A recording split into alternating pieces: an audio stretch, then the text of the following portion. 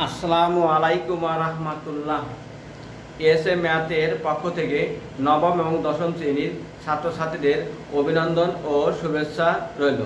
আজকের চ্যাপ্টার 3 এর এক্সারসাইজ 3.3 থেকে কিছু অঙ্ক আলোচনা করব। জেনারেল ম্যাথ অর্থাৎ সাধারণ গণিত, বাংলা মাধ্যম।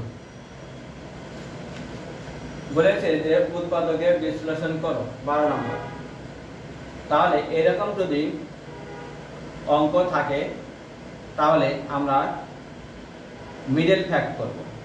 এখানে এর উপর এখানে দেওয়া আছে এর পাওয়ার 8 অর্থাৎ এর উপর 8 মাইনাস এর পাওয়ার 4 মাইনাস 2।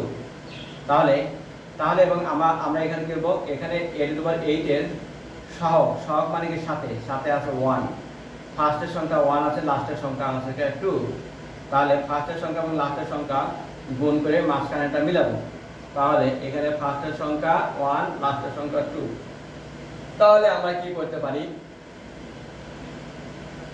এর পাওয়ার 8 মাইনাস এখানে 2 এর থেকে একটা a বিয়োগ করলে একটা পাওয়ার 4 যদি বিয়োগ করে দেই তাহলে এখানে মাইনাস বড়, এটা তো বড়, এটা ছোট, তাহলে মাইনাস এটা থেকে এটা বিয়োগ করলে এর পাওয়ার 4।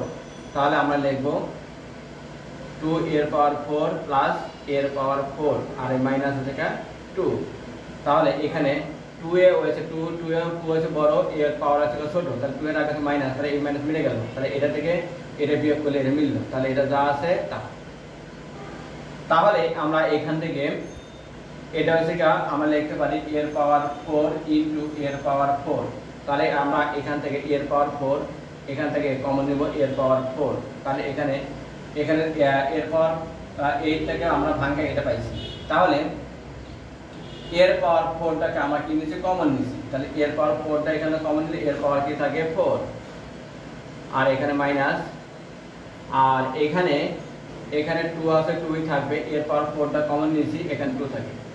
আর এখানে কোনো কিছু কমন যায় না, তাহলে এখানে কোনো কিছু কমন না গেলে এখানে কি নিতে হবে, 1 কমন নিতে হবে।